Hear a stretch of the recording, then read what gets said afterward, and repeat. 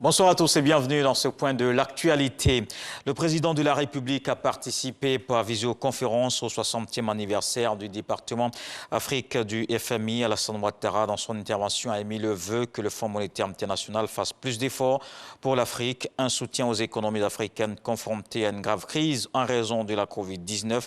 La directrice générale du FMI, Kristalina Georgieva, a rendu un vibrant hommage au président Alassane Ouattara, ancien directeur du département Afrique du FMI de 84 à 88 et ancien directeur général adjoint de cette institution de 1994 à 99 pour, je cite, son leadership exceptionnel et sa contribution au fonctionnement du Fonds monétaire international.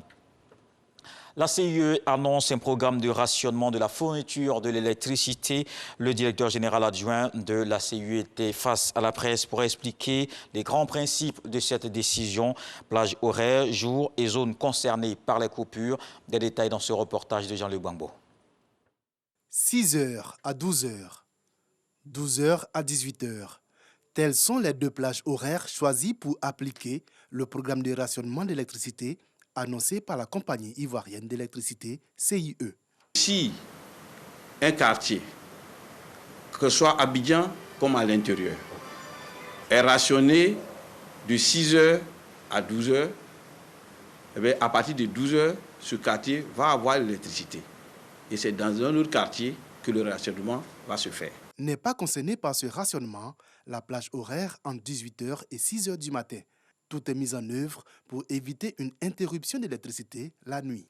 L'autre principe du rationnement, c'est le principe de plage alternée pour éviter qu'une zone ne soit touchée dans la même plage horaire jusqu'à la fin du programme. Si dans une zone donnée, votre plage de rationnement est de 6h à 12h, la première semaine, la semaine qui va suivre, votre plage de rationnement passe de 12h à 18h. Tout ceci pour permettre aux PME et aux professionnels qui sont dans les quartiers de mieux se préparer, puisque pendant la semaine, ils savent exactement quelle est la plage dans laquelle ils seront rationnés. Il faut également noter que les dimanches sont exclus de ce plan de rationnement. Le niveau de consommation globale étant généralement faible le dimanche, le déficit, selon le directeur général adjoint, est amoindri et ne nécessite donc pas que les abonnés soient privés d'électricité. Un site web et un numéro vert seront communiqués ce mardi 11 mai afin de permettre à la population d'avoir des informations spécifiques à leur quartier en temps réel. Les automobilistes en infraction seront identifiés. Ils vont recevoir ensuite par SMS la notification, de même que la contravention démarrée depuis le 6 mai dernier. La phase test de la vidéo-verbalisation vient d'être officiellement lancée. Elle va durer entre 3 et 4 mois et concerne 9 axes routiers à Abidjan. Cette innovation s'inscrit dans le cadre du système de transport intelligent initié par les autorités du secteur, une manière de sensibiliser les automobilistes au respect du code de la route, ce qui permettra de réduire les accidents de la circulation. Dans le reste de l'actualité, c'est son premier déplacement hors du Tchad depuis qu'il a pris la tête du Conseil militaire. Mahamat Idriss Déby Itno est au Niger ce lundi. Il est parti à la rencontre de ses troupes dans le département de Terra, mais il a aussi échangé à son arrivée avec les plus hautes autorités nigériennes. Au même moment, l'armée tchadienne annonce la fin des opérations militaires contre les rebelles du Front pour l'alternance et la concorde au Tchad. Emmanuel Macron a présidé ce lundi à Paris une cérémonie pour la journée nationale des mémoires de la traite, de l'esclavage et de leur abolition. Elle est marquée cette année par les 20 ans de la loi Taubira de 2001, une étape majeure, mais qui reste incomplète dans la réparation de cette page sombre de l'histoire.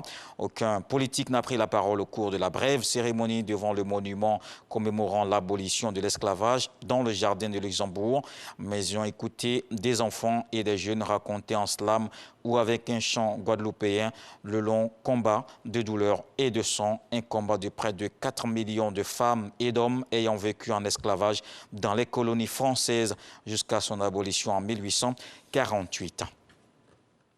Des slaves de roquettes ont été tirés aujourd'hui lundi depuis la bande de Gaza vers Israël au terme d'une journée de manifestation, une journée de violence à Jérusalem-Est. Près de 300 Palestiniens ont été blessés un peu plus tôt dans la journée. C'était lors de nouveaux affrontements avec des policiers israéliens sur l'esplanade des mosquées après un week-end de violence dans la ville sainte. Premier allié de l'État hébreu, les États-Unis ont appelé responsables israéliens et palestiniens à agir pour mettre un terme à la violence.